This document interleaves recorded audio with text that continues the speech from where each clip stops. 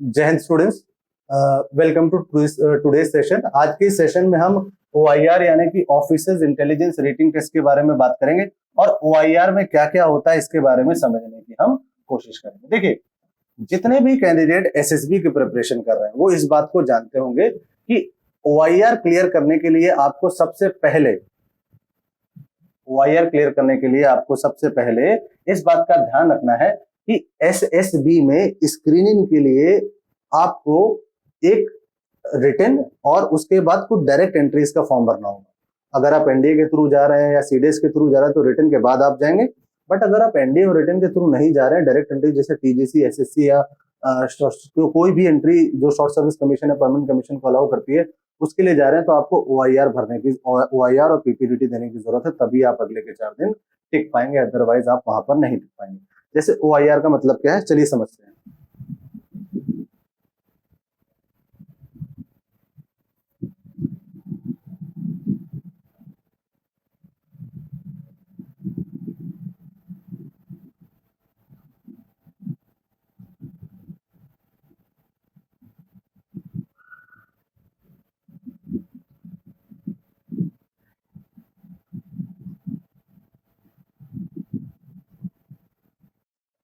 ना, officers intelligence rating test एक written exam होता है जिसमें आपका बेसिक सा मेंटल एप्टीट्यूड चेक होता है।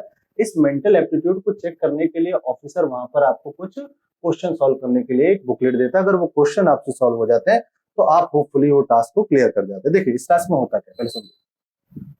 OIR में क्या होगा, ऑफिसर आपको 2 बुकलेट पकड़ाएगा, बुकलेट नंबर 1 और बुकलेट नंबर 2। इस बुकलेट में बड़े सिंपल से वर्बल और नॉन वर्बल क्वेश्चंस होते हैं जो मैं भी कराने की कोशिश करूंगा। इस नॉन वर्बल क्वेश्चन को सॉल्व करने के लिए वो आपसे कहेगा कि gentleman, each booklet consist of around 50 question. तो ये हर बोर्ड पर डिपेंड करता है अलग अलग। किसी बोर्ड पर ये 40 भी हो सकता है, किसी बोर्ड पर 50 भी हो सकता है, 55 भी। तो मान लो 40 से 55 के नंबर पे क्वेश्चन आएगा। ये डिपेंड करेगा board to board. Allahabad board है तो डिफरेंट होगा, बैंगलोर है तो डिफरेंट होगा, एयरफोर्स का है तो डिफरेंट होगा। अब सेकंड वाला जो है उसमें भी 40 से 55 क्वेश्चन होंगे, बट सॉल्व करने के लिए बोलेगा कितना time, 30 minute. He is lying, 30 minute नहीं देगा। Remember candidate, all of your watches, all of your digital gadgets are to be submitted before the entrance of the service selection board hall। तो सारा चीजें तो जमा होगी, कोई क्लॉक वहां नहीं लगी, तो how can you distinguish between the time के आधा घंटा हुआ है कि नहीं। तो अभी for the preparation of before that अपना माइंडसेट चल के चलना कि टाइम ज्यादा से ज्यादा 17 से 25 मिनट मिलने वाला है, इससे नहीं। तो पहली OIR को सॉल्व करने के लिए 17 से 25 मिनट, दूसरी OIR को सॉल्व करने के लिए 17 से 25 मिनट। सेकंड, कोई नेगेटिव मार्किंग नहीं होती, किसी भी तरह की किसी भी क्वेश्चन में कोई नेगेटिव मार्किंग नहीं होगी। जो 50-55 क्वेश्चन है उनके लिए सारे पॉजिटिव मार्किंग। पास होने के लिए कितने % मार्क्स चाहिए, 40% मार्क्स चाहिए। तो 100 क्वेश्चन अगर दोनों ने पूछे तो पास होने के लिए कितने चाहिए, 40%। ओके, याद रखिएगा इस बात को। आगे चलते हैं, कौन कौन से टॉपिक्स आते हैं देख लो। बहुत सारी बुक्स मार्केट में अवेलेबल है, उनमें से कुछ बुक में फेक भी है, गलत भी है, ऐसे कुछ नहीं पूछा था जितना टफ है। फिर भी एक बार सिलेबस दे दिया, देख लो, ऐसे कोई इंपॉर्टेंट है नहीं इतना। अब ये इंपॉर्टेंट क्यों है, देखो बहुत सारे कैंडिडेट के दिमाग में ये मिथ होता है कि सर इफ SSB में जा रहे हैं तो PPDT इंपॉर्टेंट है, OIR नहीं। ऐसा बिल्कुल भी नहीं। Remember, if you are not able to clear OIR and you clear the PPDT, there is no way that you are going to clear the screening process. But if you clear the OIR as well as PPDT, you are most welcome to go to the next day. But अगर दोनों में से कोई एक task भी नहीं हुआ तो भूल जाओ कि पहला दिन का स्क्रीनिंग होगा। अब ये तुम्हें पता करना, PPDT बहुत बढ़िया गया सर, हमारा PPDT बहुत बढ़िया गया था, OIR में बाहर हो गए, या हमारा PPDT इतना अच्छा गया था, कैसे हमको अंदर बाहर कर दे, इसलिए किया क्योंकि तुम्हारा OIR अच्छा नहीं हुआ, इसलिए OIR की प्रैक्टिस भी करनी है। अब OIR का थोड़ा सा केस अलग है, इसको समझने की जरूरत। देखो, कोई भी एसेसर वहां पर बैठा है, कोई नेगेटिव मार्किंग नहीं, ये बता दी मैंने। कोई भी एसेसर वहां पर जो बैठा है वो तुम्हें 3 केसेस देगा। या तो वो तुमसे कहेगा भाई तुम डाउटफुल केस हो, जो तुम्हारा PPDT वाला हो तुम्हें क्या कहेगा, डाउटफुल हो, रिकमेंडेड हो, या बिल्कुल ही नहीं, नॉन रिकमेंडेड हो। तो अगर तुम डाउटफुल केस भी हो और OIR में 100% कर रहे हो, मतलब 80% मार्क्स आ रहे हैं, तो तुम इन हो जाओगे। और अगर रिकमेंडेड हो और OIR में तुम्हारे 40% है तब भी तुम पास हो जाओगे। अगर नॉन रिकमेंडेड हो पीपीडीटी में और OIR में 90% है तो थोड़ी सी उम्मीद हो सकती है कि तीनों के तीनों कैंडिडेट तुमको, तीनों के तीनों साइकोलॉजिस्ट या जीटी ऑफिसर तुमको अंदर कर दे। तो समझ रहे हो OIR की इंपॉर्टेंस कितनी है। OIR as a backup support करेगा पीपीडीटी की तरह, तो इसलिए ध्यान रखना कि OIR भी one of the most important task. चलो आज की स्लाइड शुरू करते हैं। I am telling you the very basic question जो बड़े आसान है, तुम आसानी से कर सकते हो, फिर भी अगर कोई डाउट हो तो मैं आपको बताता भी चलूंगा। चलो पहला क्वेश्चन देखो। पहला क्वेश्चन कह रहा है how many sixes are there following sequence which is followed by 3 and preceded by 8। एक बार 1 सेकंड को वीडियो पॉज करके कोशिश करो लगाने की, और ना लगे तो बताओ। देखो हो गया, कोशिश करते हैं। अब नॉर्मली क्या ढूंढोगे, followed the sequence which is followed by 3 and preceded by 8।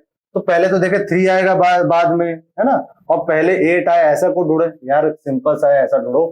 863 ढूंढना सर हमको, बस काम खत्म। 863 एक और कहीं 863 है, 2 और नहीं है, तो answer number C is the correct answer. तो एक सीधा का सीधा फिगर बना लो, आसानी से सॉल्व हो जाएगा, इस बात को ध्यान रखो। नेक्स्ट क्वेश्चन पढ़ो। A group of birds were sitting on a tree. Hunter killed half birds and out of the remaining again killed half. Thereafter only 3 birds were left on the tree. How many birds were initially on the tree?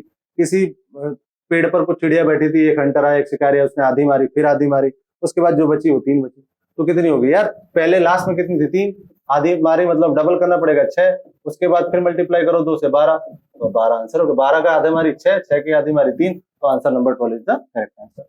इसको option से solve करने की कोशिश कर लो। 9 का आधा हो सकता है, नहीं हो सकता, गलत है। 15 का आधा हो सकता है, नहीं हो सकता। 18 का आधा, 9 का आधा हो सकता है, नहीं, तो सी बी ही ऑप्शन जो बचा वो सही है। ओके नेक्स्ट समझो। सिंपल से क्वेश्चन है, लैंग्वेज में कमांड है, you can easily crack the exam. बहुत आसान है, कोई बहुत ज्यादा टफ नहीं है, सिंपल सा मेंटल एप्टीट्यूड चेक हो रहा है। देखो, a group of birds was sitting on a tree. A hunter killed half birds and one of out of the remaining again killed half and one. Thereafter only 3 birds were left on the tree. How many birds were initially? देखो इसमें simple सा बोला है कि मान लो x थी, पहले x की आधी मारी, फिर एक और मारी, समझ रहे हो, मतलब पहले क्या करा, आधा मारा, फिर जो बची उनमें से फिर एक और मारी, और फिर जितनी बची उसकी आधी मारी, फिर उनमें से एक और मार दी। पिछली बारी की तरह नहीं। तो लैंग्वेज ध्यान से समझना, क्वेश्चन को ऑप्शन ही देखते हैं। 9 का आधा कर सकते हैं, गलत हो गया यहीं से। 15 का आधा कर सकते हैं, गलत हो गया यहीं से। 12 का आधा हुआ, कितने बची, 6, 6 में से एक मारी, कितने बचे, 5, 5 का आधा कर सकते हैं, गलत, तो डी ही सही है, चेक भी कर लेते हैं।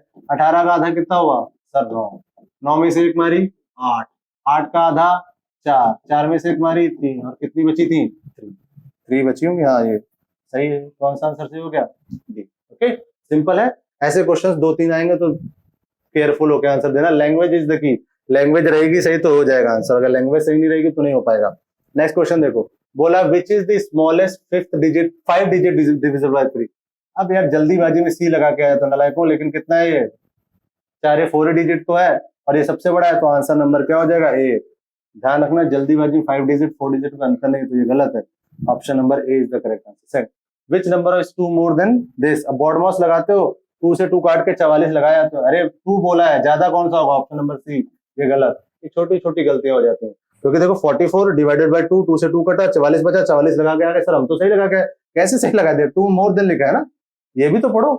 लेकिन फटाफट जल्दी प्रेशर में you did number of mistake, जिसकी वजह से नहीं एग्जाम क्लियर होता। अब ये छोटी छोटी गलतियां ही तुम्हें ब्लंडर करा देती हैं। अब देखो यहाँ लिखा है 5 डिजिट, लेकिन दिख रहा है सामने क्लियरली दिख रहा है 5 डिजिट दिख रहा है कि विच इज द स्मॉलेस्ट। अब तुम यही स्मॉलेस्ट समझ रहे हो, अरे 5 डिजिट बोल रहा है, 5 डिजिट में तो यही होगा ना। तो ऐसी छोटी छोटी गलतियां प्लीज वहां पर इग्नोर कीजिएगा, ये मेंटल एप्टीट्यूड का टेस्ट है, इसी वजह से ऐसा दिया। अब नेक्स्ट देखो, arrange the following words alphabetical order, state the number of the word which will come last. एक बात और ध्यान रखो, बता देता हूँ, कुछ बोर्ड्स में तुम्हें ओएमआर मिलेगी, कुछ बोर्ड्स में ओएमआर मिलेगी, कुछ बोर्ड्स में टिक लगाने होंगे। ओके, तो जो भी वहां का मॉडस ऑपरेंडी हो उसके साथ गल्प कर लेना आसानी से। अब अल्फाबेट के अकॉर्डिंग अरेंज करना है, ठीक, तो एबीसीडी के अकॉर्डिंग करना है।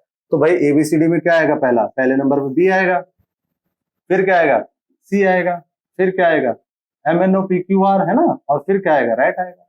तो उसने पूछा arrange the following word, state the number which will come last. तो तुम आंसर वहां लिख के आते हो राइट, गलत है, वो नंबर पूछ रहा है, कम लास्ट। समझो मेरी बात, समझो, स्टेट द नंबर, तो नंबर क्या है, 2, यही सही आंसर है। तो अगर ओएमआर में 2 लिखना हो या कहीं टिक लगे तो 2 ही लिखना आंसर, राइट नहीं लिख के आना, it will be wrong. Find out a meaningful word below given sentence. देख लो, it is a white colour, jasmine, simple है। जैस्मिन बन रहा है, इससे जंबल वर्ड बोलते हैं इसको, ऐसे बहुत सारे क्वेश्चन वहां पर पूछे जा सकते हैं। नेक्स्ट देखो, find out the meaningful word hint another name of victory. Triumph, simple है। ट्रायम्फ, ट्रायम्फ का मतलब समझते हो ना, जीतना, Triumph. Next, find out the meaningful word below spotted animal, leopard. आसान था, ऐसे क्वेश्चन 2-4 पूछे जा सकते हैं।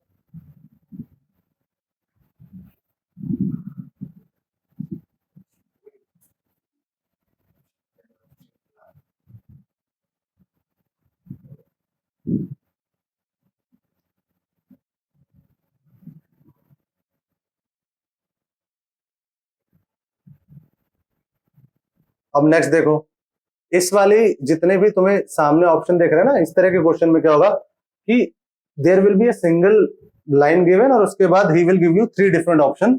यार ये जो इक्वेशन है, दैट इज इक्वेशन जो है वो सही है, गलत है, absurd. Now what is the meaning of absurd? Absurd का मतलब है रिडिकुलसली गलत, मतलब रिडिकुलसली गलत। If someone is putting down the equation sir this equation is correct, तो सही है, अगर गलत तो गलत। एब्सर्ड तो मतलब रिडिकुलसली गलत। जैसे बड़ा सिंपल सा एग्जांपल बताता हूँ, मैंने तुमसे बोला Virat Kohli is playing cricket for India, yes sir, this is a correct statement.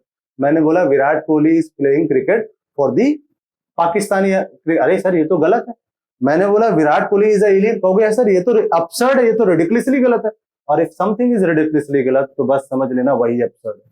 तो जैसे इस सिचुएशन में देखो, इसमें क्या लिखा है, इंडिया, देखो पढ़ो ध्यान से, India has its majority of the population depend on the industrial production. को कह रहा है कि भारत में जितनी भी ज्यादा से ज्यादा जितनी मेजॉरिटी पॉपुलेशन है वो किस पे डिपेंड कर रही है? इंडस्ट्रियल पर, मतलब औद्योगिक चीजों पर डिपेंड कर रही है, लेकिन ऐसा है नहीं। तो इसके हिसाब से तुम्हारा ऑप्शन क्या होना चाहिए? सर ये बात सही तो नहीं, क्योंकि मेजॉरिटी तो नहीं करती, यहाँ कुछ करती लेकिन मेजॉरिटी तो नहीं करती, राइट? तो सर गलत है, फिर हाँ गलत हो सकता है, अब्सर्ड नहीं हो सकता, तो इसका आंसर नंबर 2 ही सही होगा। ठीक, इस तरह की बेसिक सी चीजें ध्यान रखना जब भी अटेम्प्ट करना, तो ये 3 पॉइंट्स जरूर ध्यान रख के चलना। ओके, चलो नेक्स्ट करो। अब देखो इसमें 4 ऐसे क्वेश्चंस में तुम्हें जो सामने क्वेश्चन देख रहे हैं 4 ऑप्शन देगा और 4 में से तुमसे बोलेगा विच वन इज करेक्ट। तो देखो सबसे पहले, the modern examination system is not so efficient because it does not allow students to copy ड्यूरिज्म। तो भाई ये तो गलत हो गया, student can't use books using, अरे ये भी गलत है। It has some internal defects, हाँ ये सही हो सकता है। Good looking student don't get preference, तो ये गलत है। देखो इसमें बोल रहा है आजकल का एग्जामिनेशन सिस्टम जो है उसमें क्यों जो लोग उतना एफिशिएंट क्यों नहीं है? तो सिंपल सी बात है, इसमें कुछ इंटरनल डिफेक्ट है, क्योंकि स्टूडेंट का 100% पोटेंशियल नहीं निकाल पा रहा ना, इसका मतलब कुछ डिफेक्ट है उसमें, इसी वजह से ये चीज हो रही है। नेक्स्ट, अब देखो फ्रॉम द 4 ऑप्शन इसमें रिप्लेस करना है, the doctor assisted the patient recover from his illness, restricted, distracted, obeyed, help. तो भाई डॉक्टर है तो हेल्प ही करेगा, और क्या कर सकता है? Option number 4 will be the correct answer. अब देखो ये क्वेश्चन सबसे ज्यादा आते हैं, इनको ध्यान से समझना। एक ग्रुप ये है, एक ग्रुप ये है, बोला तीनों में से कौन सा ग्रुप मैच करेगा? तो एक ग्रुप में तुमने देखा सारे इवन है, दूसरे में देखा ऑड है, इसमें देख रहे हो ऑड है, इसमें भी देख रहे हो ऑड है, लेकिन इसमें देख रहे हो एक फिगर जुड़ रही है। तो बस इसको फादर समझ लो, इसको मदर समझ लो। फादर मदर का बेबी जो होगा उसमें दोनों को दोनों जीन्स जाएंगे ना, तो एक भी कैरेक्टर अगर किसी चीज से मिल रहा है तो वही आंसर तुम्हारा सही होगा। अंडरस्टूड? तो इस तरह का जो OIR के जितने भी क्वेश्चंस हैं वो पुट डाउन होते हैं, और आई होप आपको ये चीज समझ में आई होगी। OIR के मैं 2 वीडियोस और बनाऊंगा जिसमें क्यूब्स की प्रॉब्लम सॉल्व कराऊंगा, एंड आफ्टर दैट एक हाई लेवल एडवांस लेवल का भी बनाऊंगा। ऑफिसर्स इंटेलिजेंस रेटिंग टेस्ट एक one of the most important task है, तो इसकी कैप्टन प्रैक्टिस करते रहिए। डिस्क्रिप्शन बॉक्स में OIR के टेस्ट के लिंक डाल दिए हैं, आप क्लिक करके वहां से टेस्ट दे सकते हो। ओके, और किसी भी तरह का कोई डाउट कोई प्रॉब्लम हो तो कमेंट सेक्शन पे जरूर बता दें। लेकिन ध्यान रखो, officers intelligence rating test is one of the most important task. If you are not clear the PPRT, forget about that, you are going to clear the OIR as well. So for clearing the SSB you must understand one basic thing कि OIR की practice is must. Okay, so उसके लिए I already put down the link inside the description box, just go click, learn and confirm your selection in the armed forces. Okay, चलिए आगे के जो भी videos हैं, सेकंड वीडियोस, उनको मैं 1-2 दिन में अपलोड कर दूंगा ताकि आपको और इन्फॉर्मेशन इसके बारे में मिल जाए। जय हिंद।